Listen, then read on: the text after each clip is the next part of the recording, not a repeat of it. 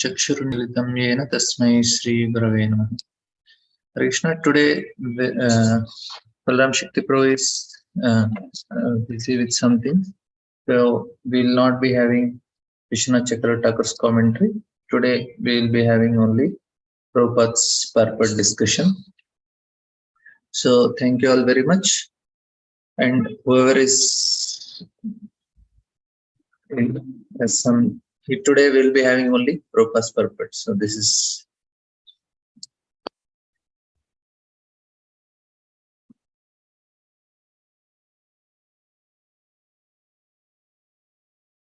I will start with one very nice story from Bhagavatam. Not Bhagavatam, this is actually from Mahabharata. Here, when Parikshit Maharaj was very small boy, he was in the lap of Yudhishthir Maharaj, and Krishna was sitting beside him. And Yudhishthir Maharaj and he was very small, and he was looking at the face of Krishna, and then he was Parikshit Maharaj he started smiling, and then Parikshit Maharaj used to look down and he used to become sad, and again he used to look at the face of Krishna, and again he was becoming happy, and again he was looking at the feet of he was looking down and he was unhappy. And Yudhishthir Maharaj was quite surprised with this behavior. He asked Krishna, why is Parikshit behaving like this? He was very small. He didn't have father. Grandfather was only father. He was in the lab. And then Krishna said to Yudhishthir Maharaj, as Parikshit saw me in his womb. And when Parikshit, he recognized the face. He was very happy seeing Krishna. Oh, this is the person who saved me in the womb of my mother. And when he used to look down, but he saw 4 hands. And now when he looks at Krishna, he's only seeing 2 hands. Then he used to feel, no, not this person. And again, he used to see the face and he used to say, no, this person only. So he used to smile. And again, he used to look down and he said, no, not this person. So he was becoming happy and unhappy. Then Krishna, to please Parikshit, he manifests 4 hands. And then Parikshit becomes very happy. So this is a nice story from Mahabharata. Now, this section, this is a very important chapter. We have discussed how this is a trailer of whole of Bhagavatam. And whole Bhagavatam, it is everything is given. So first section of this chapter is telling all the Purusha Avataras. Then Leela Avataras and Guna Avataras are explained from 6th onwards till 27. And 28th, the Paribhasha Sutra, how Krishna is the Supreme Personality of Godhead. Because this is a trailer, this is the main important chapter of Bhagavatam, because this chapter is elaborated in whole of Bhagavatam. So if you see, first chapter is the questions, and second chapter he is answering first and second questions. All the questions are given. Sudha Goswami is answering first and second. And now when Sudha Goswami understood that I need to explain Bhagavatam, because this is what is the questions. So first he explains the philosophy of Bhagavatam in the third. And then he explains all the avataras and leelas, which is going to elaborate the rest of Bhagavatam. So now he is explaining how Lord appears. So this is a very important aspect of our philosophy. There are 2 things in this chapter. So first is that we need to understand that Lord descends. This is a very important understanding we need to know, that Lord can descend in this material world. And this makes a great difference. Like many of the other religions, they have problem with India, is when people come to India and they try to tell that no, the messenger of Lord came or son of Lord came, then and after a long time he came and there is no other way, then they say, What son of Lord, messenger of Lord? In our country, Lord only comes many times. So they feel they are the most fallen and degraded people because they say that Lord comes. But according to them, Lord cannot come. Lord is very far beyond the clouds or somewhere. And no, we are here stuck up and then we have to go. That means they keep Lord very great distance from us. And some Mayavadi and other philosophy, they bring Lord too close that you become Lord. But our philosophy is very unique because we say that Lord can come and he feels compassion and we can develop a relation with Lord. So this is actually a very important understanding which we have. So, and this chapter actually is trying to explain what is this tattvataha. Knowing Lord tattvataha is very important. What does this tattvataha means? Tattvataha means now janma and karma. We are seeing all this janma or explained. Lord is avatara. Now what is this tattvataha means? Now Lord is telling my birth is janma karma chime divyam. I am eternally taking birth. No, how can somebody is eternally taking birth? We take birth, we took one time birth. Lord is telling I always take birth. And Lord is telling my activities are also eternal. Our activity has beginning and end. So now our class begins and ends. But Lord says, no, my activity don't end. It does not have beginning also, it does not end also. This is very important. That is what is called tattvataha. So when we know the Lord's activities tattvataha, then Krishna is telling, then you will also attain the same state. You will also attain the eternal state in the spiritual world. So this is what Krishna is trying to explain. Now, this is Janma. I will just tell 2-3 points, and we will discuss in this section what is the important thing what Suta Goswami is trying to tell. So he told the Purusha avatars, then Leela avatars, Guna avatars. Now in this section, we will discuss Tattvataha also. Once just we will read 2-3 purports and then I will discuss what is meant by this Tattvataha. So this purport we have discussed how does the learned man describe the birth and activities of unborn and inactive, which are undiscoverable even in the Vedic literatures. He is the Lord of the heart. So the great devotees, it is revealed to them. So we are seeing how acharyas they are able to see the past tense of the Lord, and they are revealing to us. Now we'll go further and then I'll explain what this exactly tattvataha means. Very important to understand.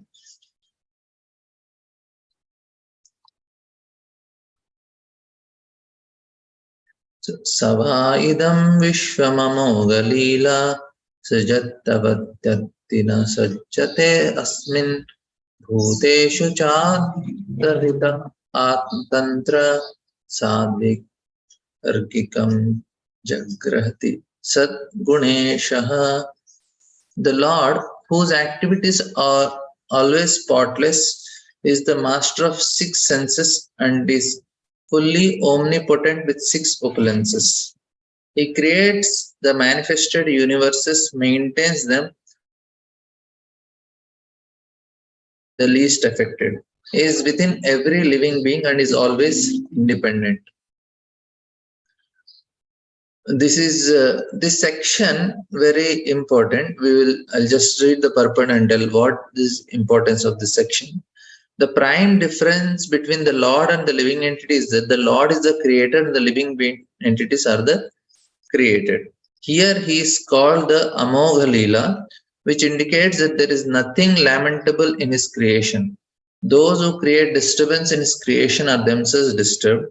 He is transcendental to all material afflictions because he is full with all 6 opulences, namely wealth, power, fame, beauty, knowledge, and renunciation, and thus he is the master of the senses.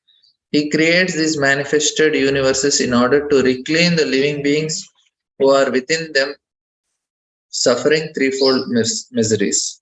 maintaining them, and in due course annihilating them without being the least affected by such actions. He is connected with these mental actions very superficially, as one smells odor without being connected with the odorous article. No godly elements, therefore, can never approach him, despite all endeavors. So, this section is very important. What is this section telling? Like, after telling all the Leela avatars and Purusha avatars, then Guna avatars, here this section is trying to explain that we should not get confused between the form of Lord and material world. So this is what this trying to explain. Don't get confused between the Lord and His creation, and don't get confused between our material this material manifestation ourselves also. We are also trying to identify with these things. So all these confusions are eliminated in this section if you read very nicely this section. And this confusion between body and the soul, confusion between material manifestation of God and God himself, all these things. So this comes actually as a result that if I understand I am different from all this creation. Of course, it's not so easy because we have so much of this false ego, and but there are different examples which Sutta Goswami is trying to explain, and also he explains how the Lord is form, name, properties, his activities, leelas, and all they are identical with him. This is also another important understanding we need to have. So here we are seeing this. Now I will explain this point. What is this tattvataha? Tattvataha means Lord is eternally taking birth. Eternally taking birth means he is every time born. So because there are unlimited universes and unlimited place Krishna is appearing, so there is Janmashtami all the time. So today is also Janmashtami. That is, Lord is again taking birth from the womb of Devaki. Every time he is taking birth, so it is eternally going on. Same thing with his Leelas also. Now he is killing Putana somewhere and is killing her all the time. So this Leela is also eternally going on. So this is what is trying to explain Tattvata. And see, if we see the analogy of sun is rising somewhere. So now it is already risen here. If you go to Middle East, it will rise after half an hour somewhere. And if you go to Europe, it will rise after some time. Sun is rising all the time. But if you see from the sun's perspective, sun never rises. Sun is unlimited. For us, because we are limited, we are tiny. From our perspective, sun is rising. From sun's perspective, it never rises. So similarly, Krishna, there is no birth and death. From the vantage point from Krishna's point of view, it is eternally like that only. It is not happening. It is not like happening and ending. No, Krishna has all these things eternally happening. So when you understand, because it is not logically easy to understand, when we believe that is like he's all pervading, still is a person. It is very difficult. But Krishna is telling, if you understand this, if you believe Krishna is eternal, you become eternal. If you understand he is blissful, we will be blissful. If you understand he is full of knowledge, we will also get the same thing. So this is what is called Tattvataha. And another important thing we understand in Krishna's birth is he is appearing to fulfill our desires. This is also another thing. So we'll try to see further. We'll complete this chapter today because I have many shlokas, but we will try to complete and so that we'll in the fourth chapter. This is a very important purpose we'll try to do.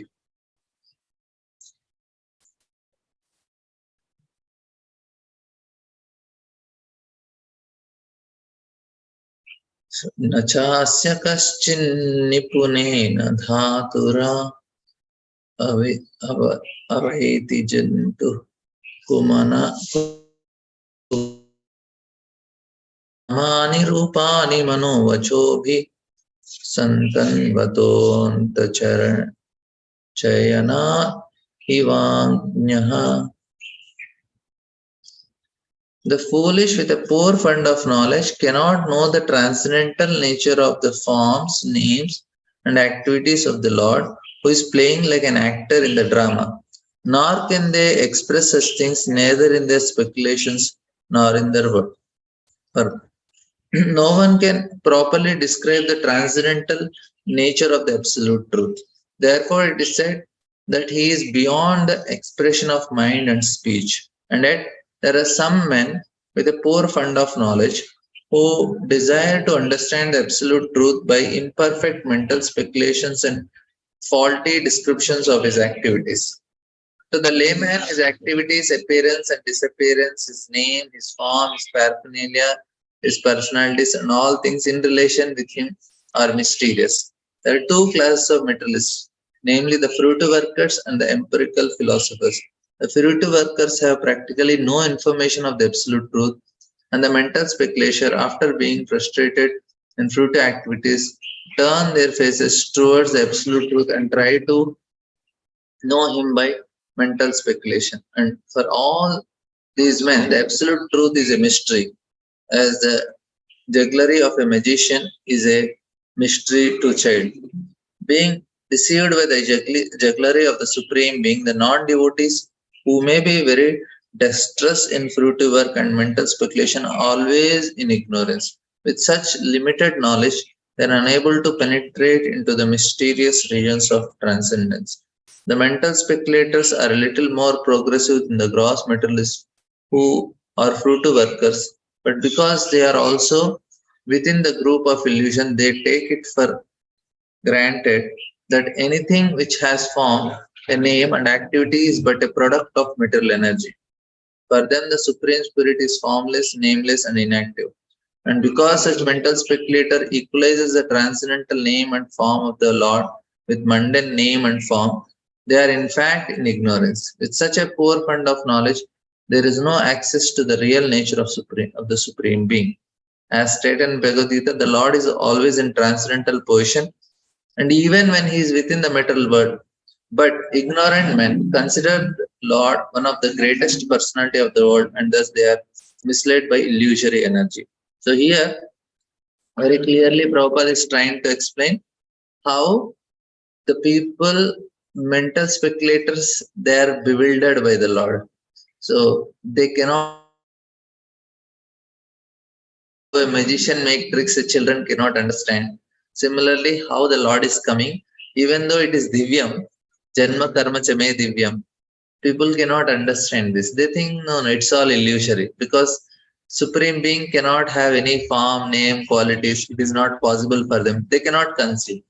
This is the problem they have, and because of which they create so many false theories. And but if we understand that Lord can come, immediately we can become happy because we can develop a relation. This is a live world and everything is having a purpose Lord created. If we say it is coming a big bang, then there cannot be any rules only because it came from a bang. How can you? If you are saying that there are rules, rules means what? Rules means you are accepting something metaphysical on a more subtle level. That means you are accepting God.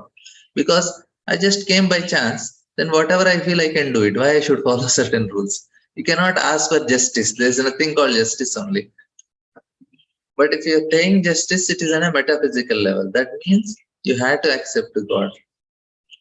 And here for us, God, He has a form, He has qualities, attributes, everything are there, which for them it is very difficult. This is what Prabhupada is trying to explain. And also, if we know that this one very important thing that God is very merciful. If you understand the nature, the actions Lord comes to fulfill our desires. If a person understands the reason for God's coming, he will understand everything else. He will not understand anything. He just have to understand only one thing, that Lord can come, and he will understand. If he understand that, that means he will understand Lord's mercy. And mercy of God is the highest manifestation of his person, and is the deepest aspect of Lord.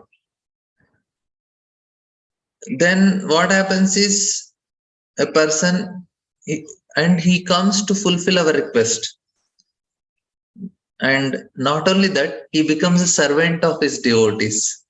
And if somebody understand, oh, Lord can become the servant also, and this is the highest degree. That's why he is coming and showing his pastime, so that we'll get attracted to him. Once we get attracted, and now then what happens, if we understand this tattvataha, then the person passes into a fundamentally different sphere of being. We will be in a different location only. Our consciousness change, and because Lord's activities are performed in a spiritual plane, we can also enter into spiritual plane. That is the reason Lord is coming again and again to attract us. And not, he understands our problem. He's understanding that it is not so easy. We have to understand his desire, and since we do not fully understand, all other problems are connected with this. That's all. So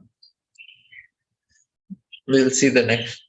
Only those who render unreserved, uninterrupted, favorable service onto the lotus feet of Lord Krishna, who carries the wheel on the chariot in his hand, can know the creator of the universe in his full glory, power, and transcendence. Purport. Only the pure devotees can know the transcendental name, form, and activity of Lord Krishna, due to their being completely freed from reactions of fruitive work and mental speculation. So previous shloka is Suta Goswami is telling, these people cannot understand, but here is telling devotees can understand. The pure devotees have nothing to derive as personal profit from their unalloyed service to the Lord. They render favorable service to the Lord incessantly and spontaneously without any reservation. Everyone within the creation of Lord is rendering service to the Lord indirectly or directly. No one is an exception to this law of the Lord. Those who are rendering service indirectly, being forced by the illusory agent of the Lord, are rendering service unto him unfavorably. But those who are rendering service to him directly, under the direction of his beloved agent, are rendering service unto him favorably. Such favorable servitors are devotees of the Lord, and by the grace of the Lord, they can enter into the mysterious region of transcendence by the mercy of the Lord. But the mental speculators remain in darkness all the time. As stated in Bhagavad Gita, the Lord himself guides the pure devotees toward the path of realization due to their constant engagement in loving service of the Lord in spontaneous affection. That is the secret of entering into the kingdom of God. The fruitive activity qualification. God has explained different incarnations. He said Purusha Avataras in the first part. Of course, he started in the previous chapter, last part also. And then he says, okay, this Bhagavan is going to take all these forms. He explains Garbhodaksha Vishnu, Kshirodaksha Vishnu, Karanadaksha Vishnu. And then he tells about all the Leelas from 6 onwards. He's telling all the Leela Avataras. And then now at the end, he told Paribhas Sutra that, okay, you are seeing all these things, they are Amsha and Kala of Krishna, Krishnastu Bhagavan Singh. And then he tells the universal form. These are also people are meditating, that is also form, but it is temporary form. So now, what will be the another incarnation of Lord, which is the most important incarnations, which will be mentioned? Anybody want to guess? what will be the next incarnation which Sudha Goswami is going to mention here, because he's mentioning all the incarnations. So one more incarnation is there. Somebody can type in the chat box in case you want to guess which incarnation will come. It is a test for your hearing.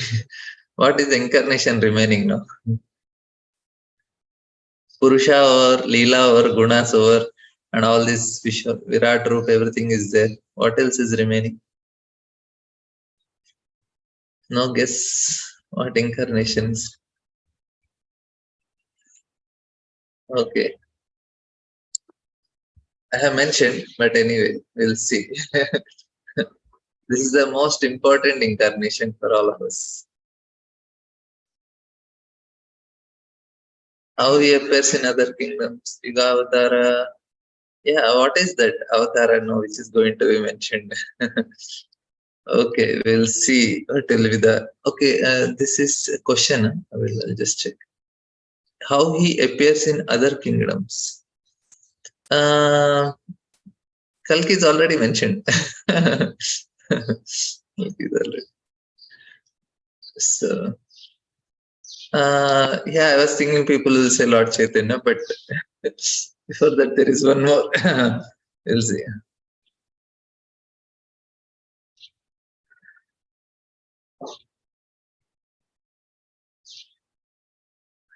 Atehadhya dhanya bhagavata ittam yadvasudeva akhila lokanatha kurvanti sarvatma atma bhavam na yatra bhuya parivarta ugra. Only by making such inquiries into the world can one be successful and perfectly cognizant of such ecstatic love unto the personality of Godhead, who is the property of all the universe and guarantees 100% immunity from the dreadful repetition of birth and death. Okay. Yes, Bhagavatam. That is the answer. So we'll see how it comes. So now he's telling that he is again appreciating the inquiries of the sages headed by Savanaka are here with praise by Sutta Goswami. Now Sutta Goswami is praising him. You have asked right questions. On the merit of their transcendental natures. As already concluded, only the devotees of the Lord can know him to a considerable extent, and no one else can know him at all. So the devotees are perfectly cognizant of all spiritual knowledge. The personality of Godhead is the last word in the absolute truth. In absolute truth, impersonal Brahman and localized Paramatma, super soul, are included in the knowledge of personality of Godhead. So one who knows the personality of Godhead can automatically know all about him, his multi-potencies and his expansion. So the devotees are congratulated as being all successful. A 100% devotee of the Lord is immune to the dreadful material miseries of repeated birth and death. So I told two very important shlokas of our parampara. One is Vadanti Tattat Vedas Tattva Dhyana Brahmeti Paramatmeti Bhagavan is Shabdate, because it is explained Achintya Bheda Tattva. Tattva is only one, but we manifest in three forms. And second important shloka is Ete Chamsa Kalapamsam Krishnasya Bhagavan Se. These two. So for a devotee, because he understands absolute truth, he can understand everything properly. That's what Prabhupada is telling. So now the answer. So all the incarnations are mentioned. Now he's going to, because Channa Avtara, Lord Chaitanya will be mentioned in the last. But this is the important incarnation which is mentioned here. Because all the incarnations came list. Purusha Avtara, Leela Avtara, Guna Avtara. This is Grantha Avatara. This is not different from Krishna. Directly Krishna only. That's what. Imam Bhagavatam Namam Puranam Brahma Sammitam Uttama Shloka Charitam Chakara Bhagavan Rishi Nishreyaschaya Lokasya Dhanya Swasya Ayanam Mahat. This scripture named Bhagavatam is the literary incarnation of God. And it is compiled by Srila Vyasdev, the incarnation of God. It is meant for the ultimate good of all people, and it is all successful, all bliss, all perfect. See, with Bhagavatam means we are directly with Krishna. Directly Krishna. This is what? This is also another incarnation of Krishna. So if you are having Bhagavatam in your house, you are having a deity only, directly Lord. That's what. So very nice verse. Lord, so this is the answer for when where dharmam kim sharanam gata. He answers from here onwards. Lord Sri Chaitanya Mahaprabhu declared that Srimad Bhagavatam is the spotless sound representation of all Vedic knowledge and history. They are selected histories of great devotees who are in direct contact with personality of Godhead. Srimad Bhagavatam is the literary incarnation of Lord Sri Krishna and is therefore non-different from him. Srimad Bhagavatam should be worshipped as respectful as we worship the Lord. Thereby, we can derive the ultimate blessings of the Lord through its careful and patient study, which we are all trying to do now. At the help. So, and as God is all light, all bliss, and all perfection, so also is Srimad Bhagavatam. We can have all the transcendental light of the Supreme Brahman, Sri Krishna, from the recitation of Srimad Bhagavatam, provided it is received through the medium of transcendental spiritual master. Lord Chaitanya's private secretary, Srila Swarup Damodar Goswami, advised all intending visitors who come to see the Lord at Puri to make a study of Bhagavatam from the person Bhagavatam. Person Bhagavatam is the self-realized bona fide spiritual master, and through him only can one understand the lessons of Bhagavatam in order to receive the desired results. One can derive from the study of Bhagavatam all the benefits that are possible to be derived from the personal presence of the Lord. See, Krishna comes to your home, what all you can do? You can do with Bhagavatam. It carries it all the transcendental blessings of Lord Sri Krishna that we can expect from his personal contact. Such a amazing thing. So nicely Prabhupada is also explaining. So that this is a very important understanding. So Lord is incarnating as Bhagavatam. And when we discuss with any people, we should always discuss Bhagavatam. Otherwise, it does not make any sense. Any other discussion is a waste of time.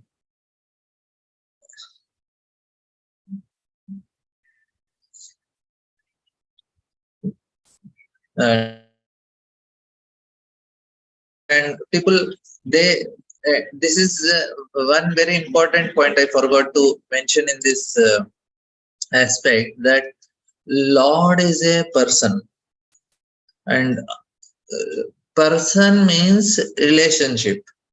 Relationship means it cannot be superficial. Now in this material world, all relationship we take, it is very superficial. People come together, they just talk goody something and just go. But the deeper, why people don't have that faith? It's very difficult because we got cheated and our heart was broken many number of times in many lifetimes. Become very difficult to have the deep relation. And anybody we try to develop any deep relation in this world, it only breaks. Even though that person don't want, he is a very good person, time breaks because that person leaves this world and he will leave this body and go to another body. So it breaks. So that's why it breaks our heart also. But we have to try to develop that relation with Krishna, because only he can satisfy the heart. He is a person, we can give our heart, we can render selfless service, and it will always be in a safe hands. But what happened, like this oyster, it has a shell, very hard shell. Inside the animal is very soft. We are also, the soul is very soft, tender, and with all the things. But we feel very scared that how to protect it. So we protect with our false ego and we cover ourselves with all the things. and we start living like that. Even though I say, okay, I am so and so in charge, I am the manager, I am the CEO, I am this, and we start living that, forgetting that I am soul. We start living this personality. I am a citizen of this country, I am so and so brahmana, I am so and so in charge, I am so and so big person, and I start living something which I am not, which actually I am spirit soul. Because we are covering ourselves with this false ego to protect the soul. But soul with Krishna is safe. So, I am not all these things. I am not Naham Vipro Nacharam Narapati Napi Vaishyo Na Shudro Naham Varnicha Grihapati Na Manastoy Tirva Kintu Prodya Nikala Paramananda Purna Abdibir Gopir Bhartor Padakamalyor Dasa Dasanu Das. I am only servant of Krishna. So this understanding, this service is actually the real one. All other things are false ego, which is the problem which we are all facing. We are covering ourselves. So, but again, we have to give by understanding Krishna is a person, good person, safe person, compassionate person. We try to give our heart to him like that. And first glorification that is done with Bhagavatam is it's a literary incarnation of Lord compiled by Vyasdev, who is the incarnation of God himself, and is meant for the ultimate good of people, all successful, all blissful, all perfect. This is first glorification of Bhagavatam. And now, because the questions were asked in such a way, and ultimately it is proving, okay, you have to hear Bhagavatam now. And the sixth question is like that: where did Dharma took shelter? Okay, so Tadidam grahya amasa sutam atmavatambaram sarva vedita asanam sarvam saram samudritam. Sri Vyasdev delivered to his son, who is the most respected among the self-realized, after extracting the cream of all Vedic literature, saram samudritam, Vedic literature and histories of the universe. So this is the saram, essence of all the things God Vyasdev has written. So here Prabhupada is going to give nice purport. He's going to explain how it is saram. Men with poor fund of knowledge only accept the history of the world from the birth of Buddha, or since 600 BC. And prior to this period, all histories mentioned in the scriptures are calculated by them to be only imaginary stories. This is not a fact. All the stories mentioned in the Puranas and Mahabharata, etc., are actual histories, not only for this planet, but also of millions of other planets within the universe. Sometimes the history of planets beyond this world appeared to such men to be unbelievable, but they do not know that different planets are not equal in all respects, and that therefore some of the historical facts derived from other planets do not correspond with the experience of this planet. Considering the different situations of different planets and also time and circumstances, there is nothing wonderful in the stories of the Puranas, nor are they imaginary. We should always remember the maximum that one's man's food is another man's poison. We should not therefore reject the stories and histories of the Puranas as imaginary. The great sages like Vyasa has no business putting some imaginary stories in their literatures. They are very serious in their practice, so they will not say anything lies. Anything acharyas are telling, sages are telling, it is truth, because they only spend their time in understanding truth, and whatever comes from their mouth is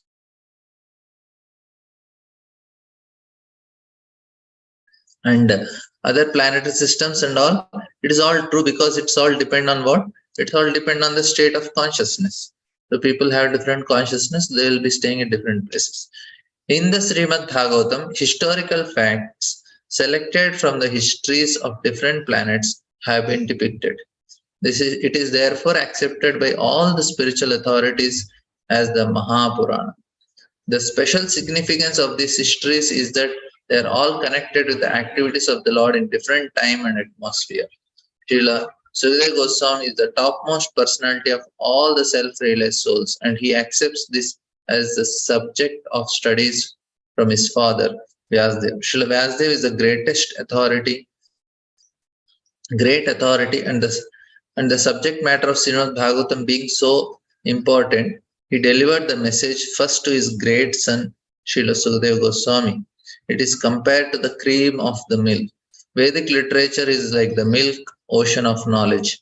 Cream or butter is the most palatable essence of the milk. And so also is Srimad Bhagavatam, for it contains all palatable, instructive, and authentic versions of different activities of the Lord and His devotees. There is no gain, however, in accepting the message of Bhagavatam from the unbelievers, atheists, and professional reciters who make a trade of Bhagavatam for the layman. So if somebody is speaking Bhagavatam for money, it's all bogus. You cannot get anything from it. It was delivered to Srila Sukadeva Goswami, and he had nothing to do with the Bhagavad business. It is not for me. He did not have to maintain family expenses by such trade. So very clear, Prabhupada is telling Bhagavad is not for family business. Even Bhagavatam should therefore be received from the representative of Sukadeva Goswami, who must be in the renounced order of life without family encumbrances. Milk is undoubtedly very good and nourishing, but when it is touched by the mouth of a snake, it is no longer nourishing. Rather, it becomes a source of death. Similarly, those who are not strictly in Vaishnava discipline should not make a business of this Bhagavatam and become the cause of spiritual death for so many hearers. This is actually what is happening in the society. Many people hear Bhagavad Sabdas, but it's all poison. It is not actually Sabda because so much contamination, because they don't have any, for them, proper understanding is not there, and they their own understandings, and it only corrupts the people who are hearing, and their life will be spoiled, and spiritual death only. Prabhupada is telling in the Bhagavad Gita, the Lord says that the purpose of all the Vedas is know Him, and especially if Mayavadis are speaking, it is much more dangerous. And even some people are speaking, they speak Krishna's pastime with gopis, and they have their own conclusions. People always misunderstand. This is actually what happened, because Bhaktisiddhanta Thakur's 150th appearance is there tomorrow. I'll just share few things maybe after completing this.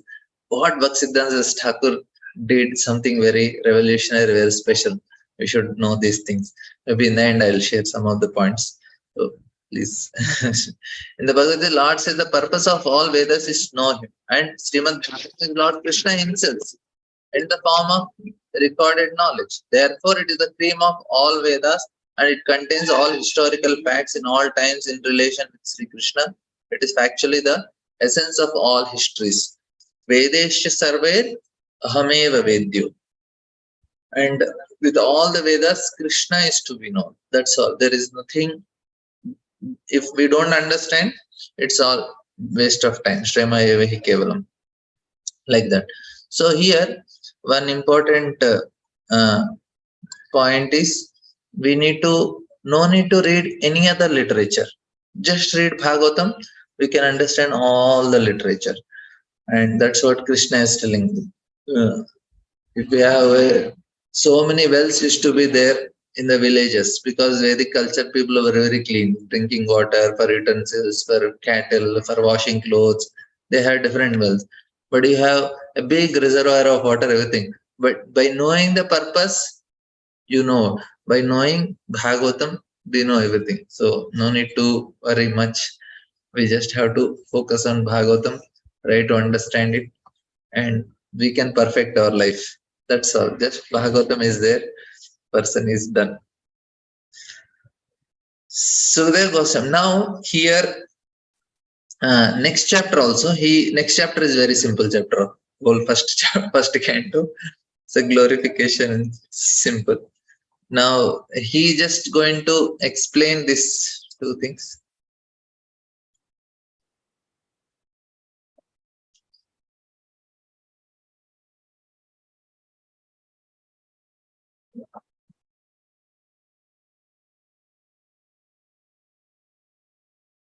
Yeah, if somebody speaks Bhagavatam and they give donations, they give donation to temple, they give donation to devotees who go and give some we should not ask. We want to give them. And if they are serving, we will take and we will engage that money in Krishna's service. So that is not a problem. But we should not ask that if you give me 20,000 rupees, I'll speak Bhagavatam. Then there is no potency. So here is glorifying this. Sukadeva Goswami, the son of Vyasdev, in his turn delivered. So now he is telling, first he told glories of Bhagavatam, then he told Vyasdev first gave this to his son because he extracted all the essence and he gave his essence to his son Sukadeva Goswami. Sukadeva Goswami, the son of Vyasdev, in turn delivered the Bhagavatam to the great emperor Parikshit, who sat surrounded by the sages on the bank of Ganges waiting death without taking food or water. So what happened? His son Janmejay was also present. Yeah, that is fine. If without asking they give money, there is not a.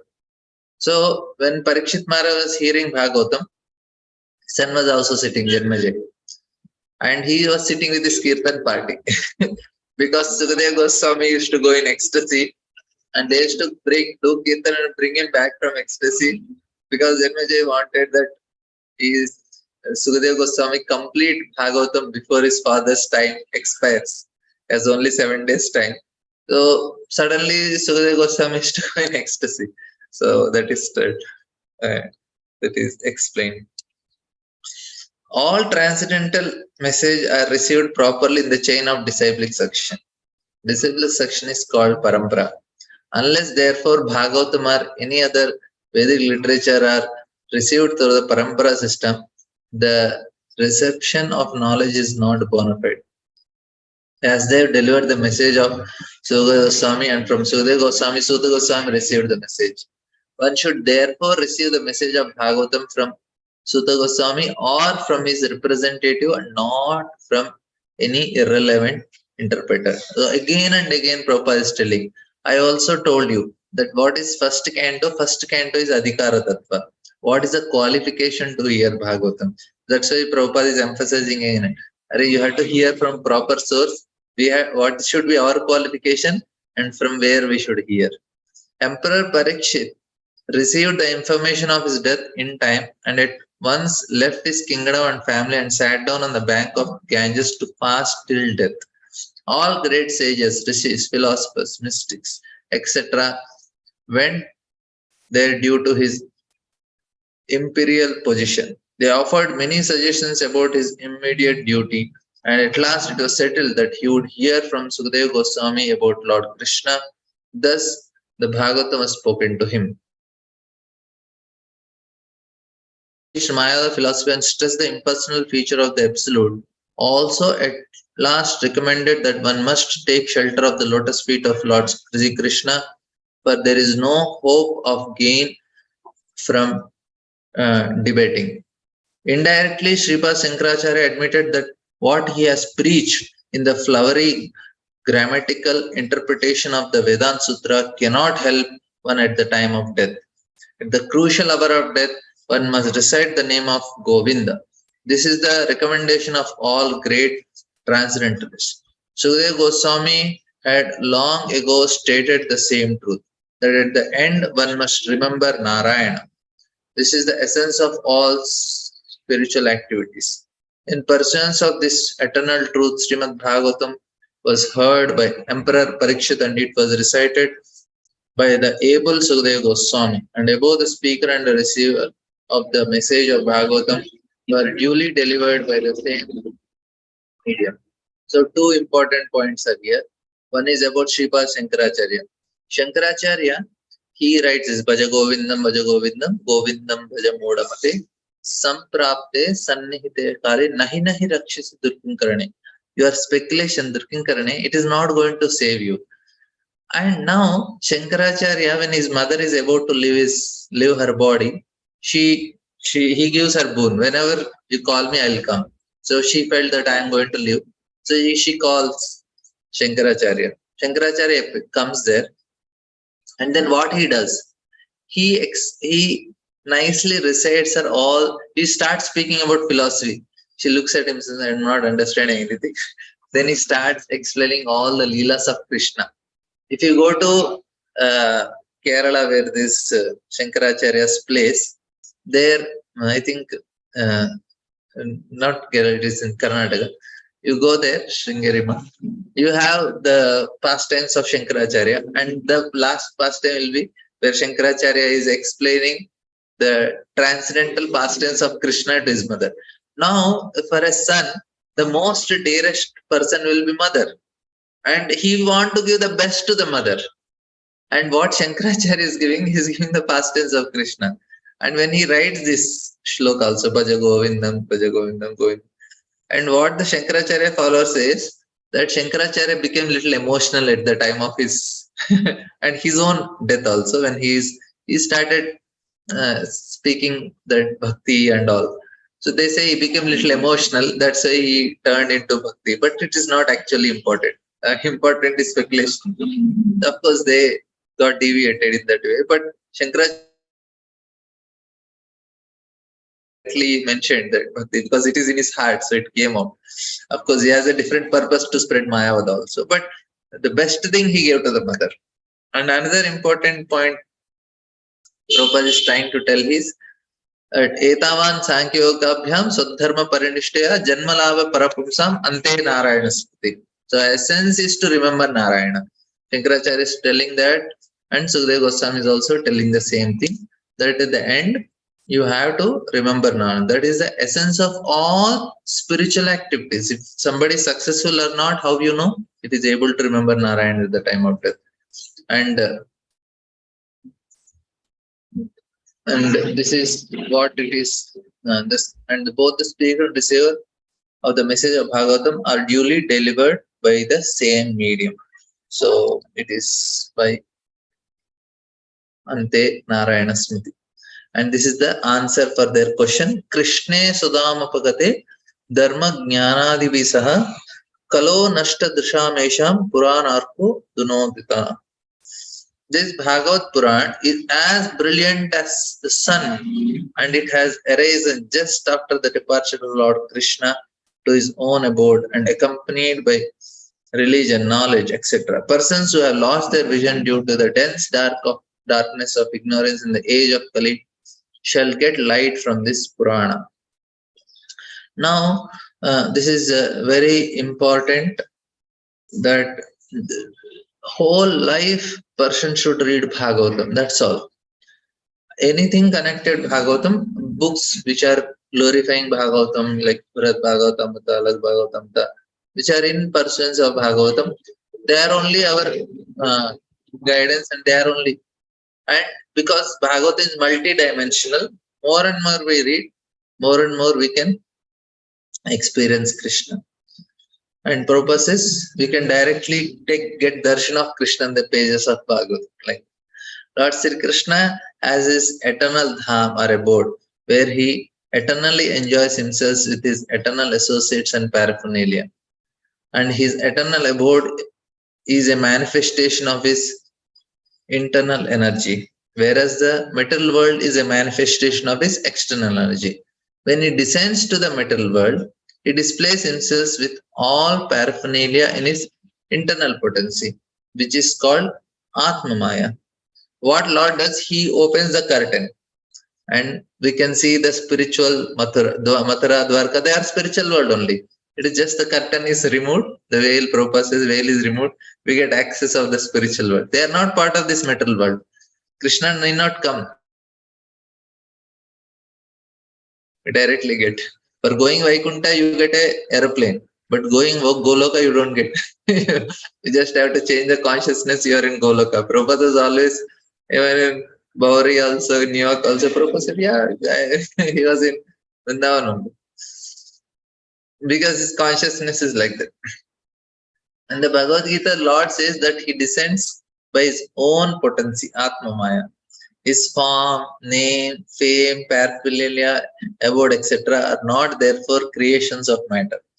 It descends to reclaim the fallen souls and to re-establish the codes of religion, which are directly initiated by him. Except for God, no one can establish the principles of religion. Either he or a suitable person empowered by him can dictate the course of religion. Real religion means to know God. So this is very important. Real religion means to know God, our relation with Him, our duties in relation with Him, and know ultimately our destination after leaving this material body. That is only religion. All other things are kind of that one. That's all. The the conditioned souls who are entrapped by the material energy hardly knows all these principles of life. Most of them are like animals engaged in eating, sleeping, hearing, and mating. They are mostly engaged in sense enjoyment under the pretension of religiosity, knowledge, or salvation. They are still more blind in the present age of quarrel or Kali Yuga. In the Kali Yuga, the population is just a royal edition of the animals. They have nothing to do with the spiritual knowledge or godly religious life. They are so blind that they cannot even see anything beyond the needs of the body. They have no information of the spirit soul beyond the jurisdiction of settled mind, intelligence, or ego. But they are very much proud of their achievement in knowledge, science, and material prosperity. They can risk their lives to become a dog or hog just after leaving the present body, for they have completely lost sight of the ultimate aim of life. The personality of Godhead Sri Krishna appeared before us just a little prior to beginning of Kali Yuga, and he returned to his eternal home practically at the commencement of Kali Yuga. While he was present, he exhibited everything by his different activities. He spoke the Bhagavad Gita specific principles of religiosity.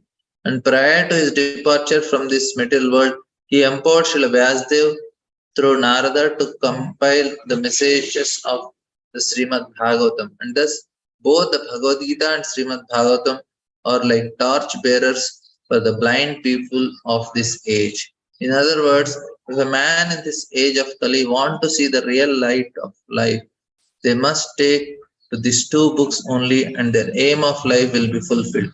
Bhagavad Gita is the primary study of Bhagavatam, and Srimad Bhagavatam is the summum bonum of life, Lord Sri Krishna personified. We must therefore accept Srimad Bhagavatam as a direct representation of Lord Krishna. One who can see Srimad Bhagavatam can also see Lord Sri Krishna in person. So this is what Prabhupada is telling. They are identical, not different. So this is how Prabhupada is trying to make us understand that how important it is to read Bhagavatam and understand. Any questions till now? We'll move ahead. I'm trying to cover the syllabus today. We have this last shloka of this chapter. Then we'll successfully complete this chapter. Anybody? Anything? Okay. We'll just take this. Ola and Brahmanas. When Sukadeva Goswami recited Bhagavatam there in the presence of, and now Sudha Goswami is telling how he got it.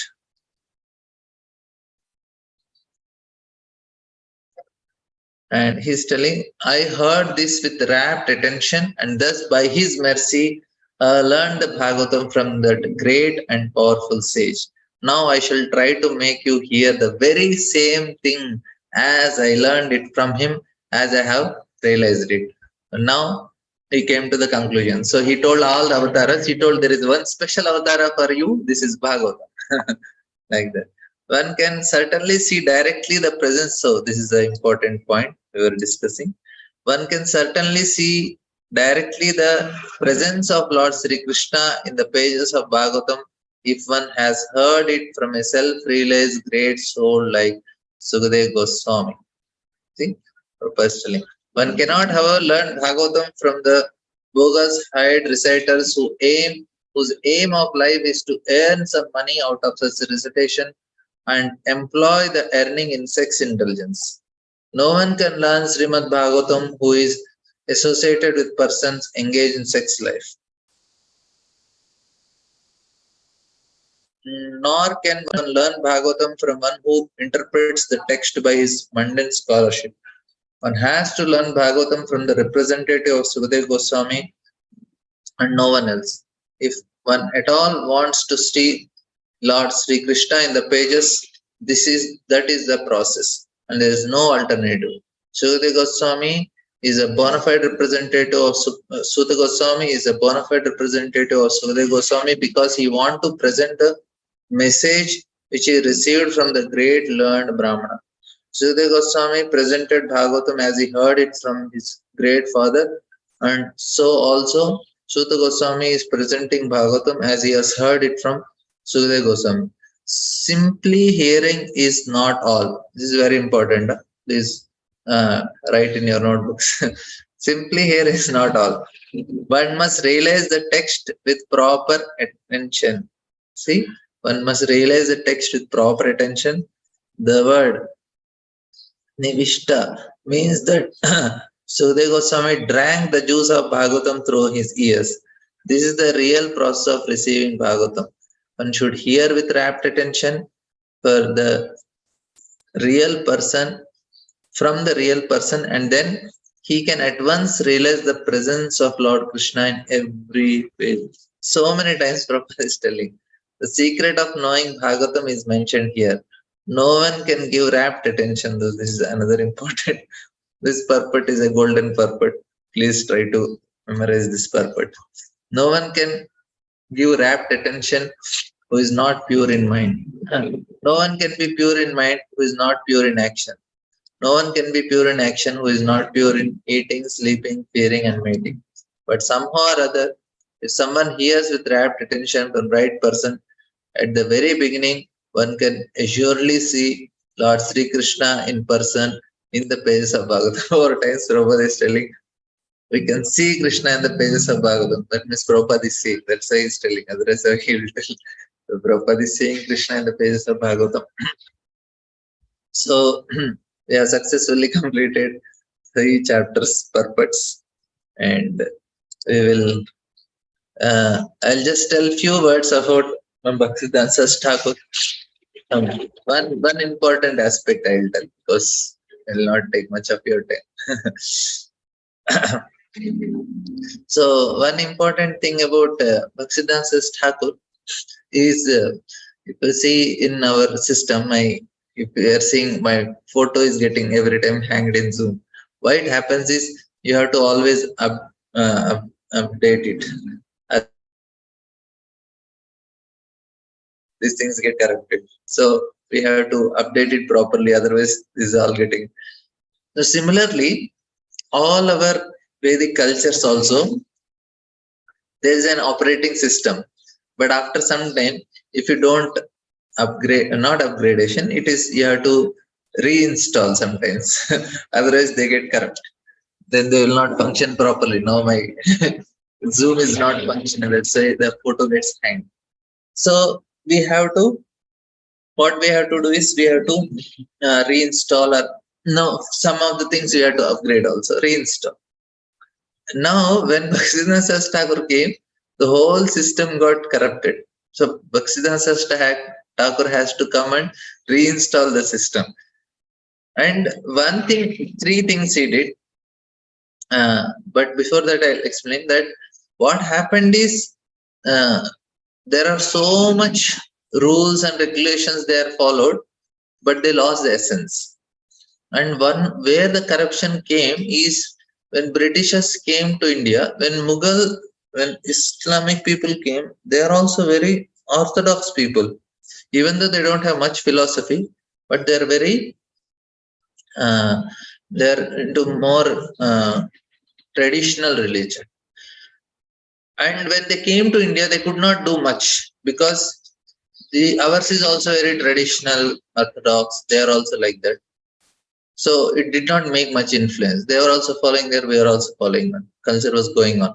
When Britishers came, they are also orthodox, but they are very logical people, not the Britishers now when they came. And then what they did, they saw India, they saw that these people are no because Indian culture is completely illogical. Many things you cannot understand only, but we follow it, and that's how it is. But they wanted everything to be systematic. They want to prove everything is right. It should be moral. It should be proper. But it's not like that. In India, if trains one are coming in the same track opposite to each other, Indians will not get surprised. They say, yeah, it's okay. But for them, no. Even though true tracks are there, if trains are coming opposite the same track, people they don't mind in India much because it's not logic. Many things cannot be understood. Say if you say you have to take water like this only. Now, from here only you should take.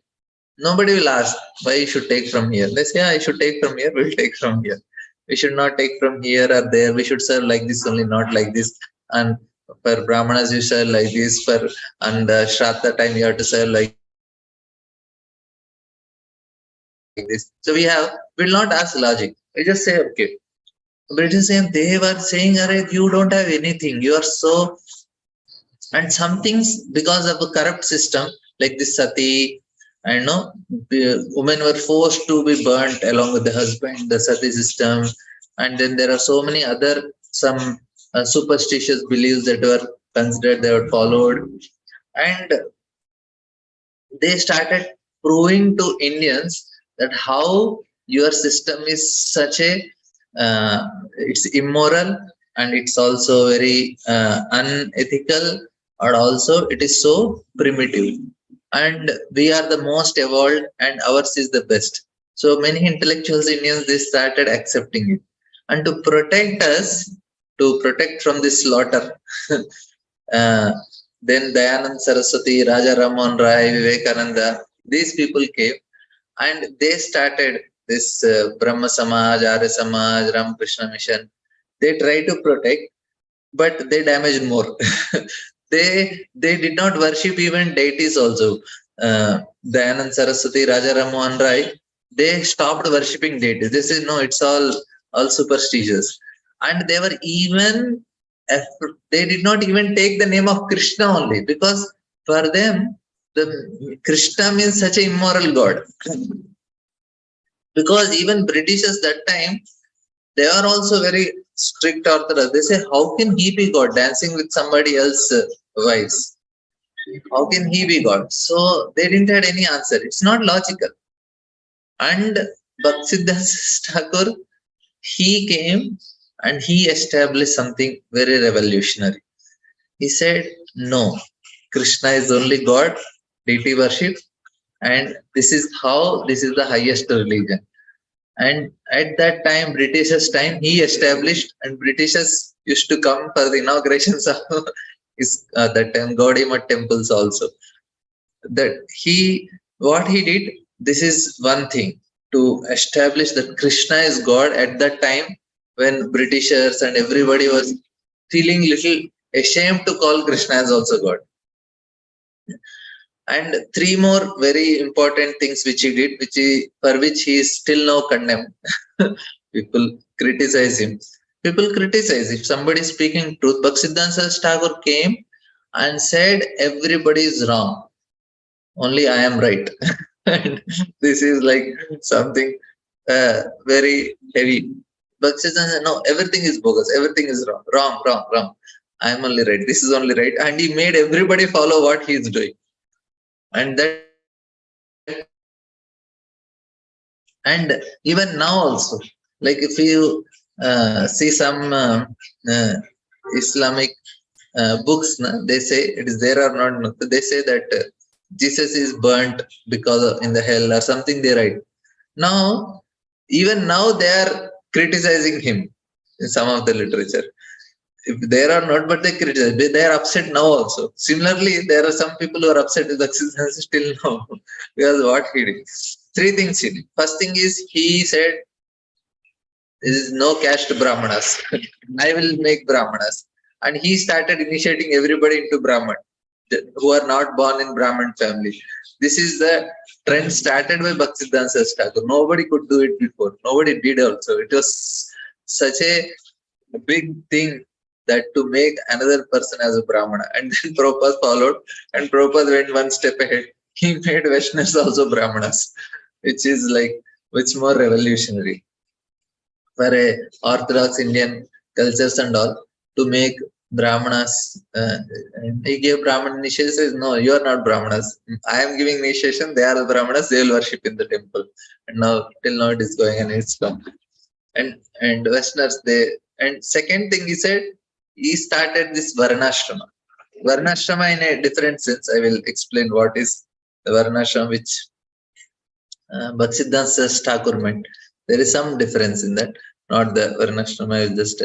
But why? What he did, he introduced